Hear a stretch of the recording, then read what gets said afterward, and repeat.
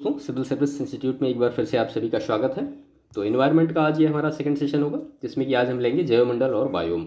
तो इससे रिलेटेड महत्वपूर्ण फैक्ट जो कि परीक्षा में पूछे गए हैं वो सारे हम देखेंगे यहाँ पे, और उसके बाद उससे जो रिलेटेड एमसीक्यूज़ हैं या जो इंपॉर्टेंट एमसीक्यू हैं जो परीक्षा में पूछे जा सकते हैं उनको हम यहाँ पे देखेंगे।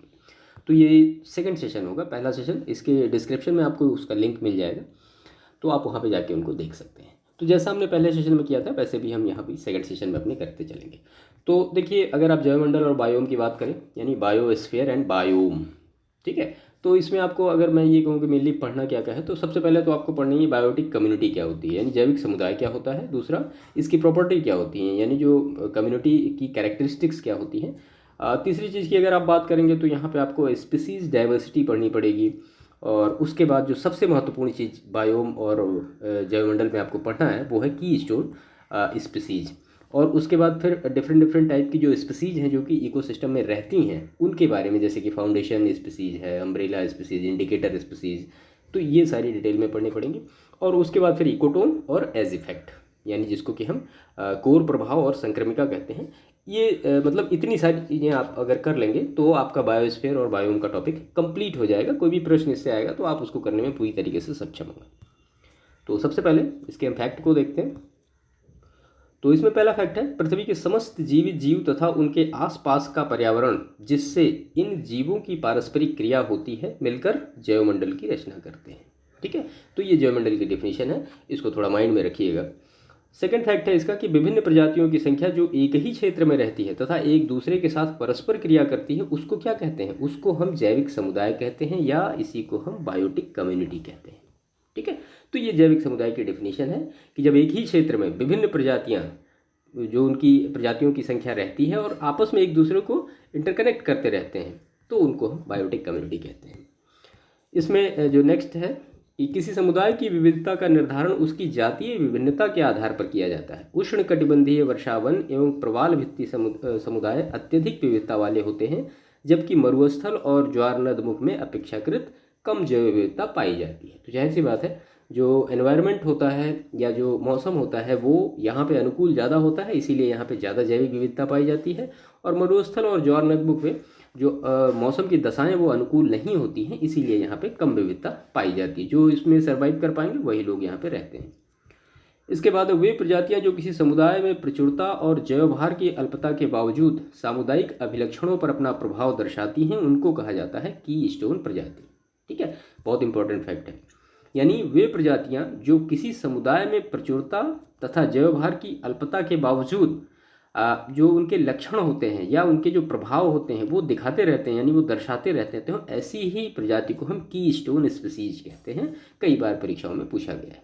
ठीक है, इसके बाद इसमें नेक्स्ट है क्रांतिक कड़ी प्रजातियां, जिसको क्रिटिकल लिंक स्पीसीज अन्य प्रजातियों की भोजन व्यवस्था, परागण, बीजों एवं फलों के परिक्षेपण की महत्वपूर्ण भूमिका निभाती हैं।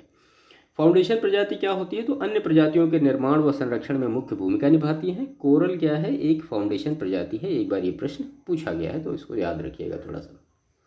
इसके बाद अम्ब्रेला अगर स्पीसीज की बात करें तो विस्तृत परास वाली प्रजाति होती है जिस पर अन्य प्रजातियां भी निर्भर करती हैं, या बहुत हद तक की स्टोन प्रजाति की तरह होती है, जो कि सामान्यतः उच्च कशेरुकी तथा विशाल काया वाले होते हैं।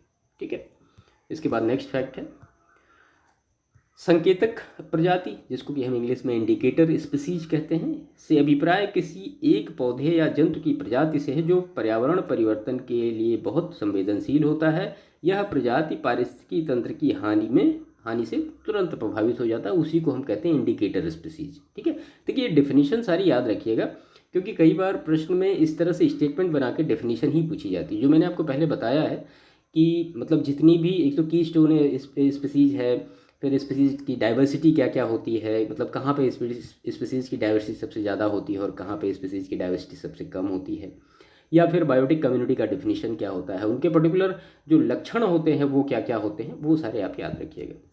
इसके बाद हम यहाँ देखते हैं इकोटोन के बारे में। इकोटोन क्या होता है कि दो या दो से अधिक विविध समुदायों के मध्य संक्रमण क्षेत्र को क्या कहा जाता है, संक्रमिका या इकोटोन कहा जाता है, जैसे कि घास स्थल तथा वन क्षेत्र। अब देखिए, अगर आप इकोटोन की कैरेक्टरिस्टिक्स की बात करेंगे तो कुछ मैं आपको बता दूं यहाँ पे। तो ये अगर पहले कैरेक्टरिस्टिक की बात करेंगे तो यह दो या दो से अधिक पारिस्थितिकीय तंत्रों का क्या होता है, संक्रमण क्षेत्र होता है। अब जैसे मान लिया ये घास का मैदान है और ये वन क्षेत्र है, तो ये जो एरिया होगा ये, इसी को हम इकोटोन कहेंगे, यानी आपस में इंटरसेक्ट करने वाला जो पार्ट होगा वो इकोटोन होगा, कि इधर की भी प्रॉपर्टी यहाँ मिलेगी और इधर की भी प्रॉपर्टी यहाँ पे मिलेगी।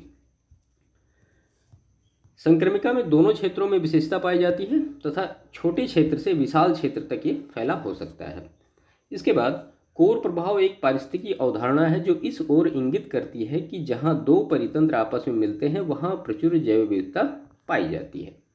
ठीक है, अब जाहिर सी बात है, मान लिया ये एक घास का मैदान है और ये जो है एक वन क्षेत्र है, तो जहाँ पे ये मिल रहे हैं, ये जो इंटरसेक्ट का एरिया है इनका, तो यहाँ पे इसकी भी जो मतलब जैव विविधता होगी वो पाई जाएगी, इसके भी कुछ जानवर यहाँ भी पाए जाएंगे। तो इसका मतलब यही है कि यहाँ पे जो यहाँ से और यहाँ से दोनों से अपेक्षा ज़्यादातर जो जैव विविधता और ज़्यादा जीव यहाँ पे पाए जाएंगे।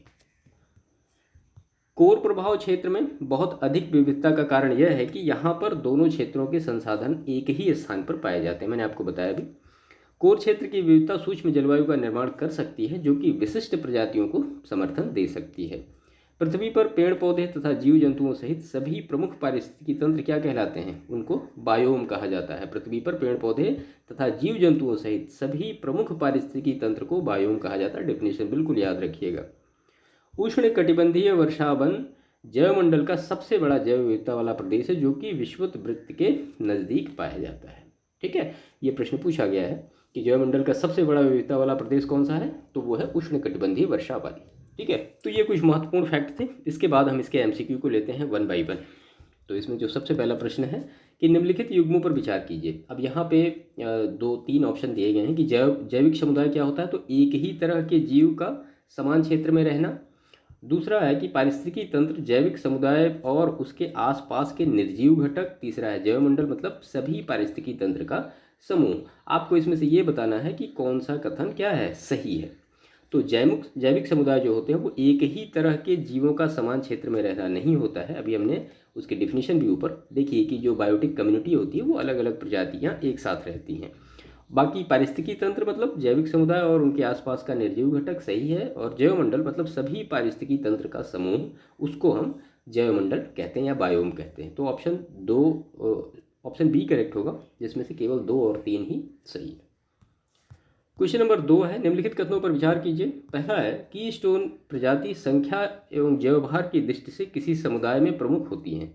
दूसरा दिया गया है कि कीस्टोन प्रजाति समुदाय के अभिलक्षणों पर अपना प्रभाव दर्शाती हैं। अब पूरी डिफिनीशन है यहाँ पे, आपको ये बताना है इसमें से कौन सा कथन सत्य है।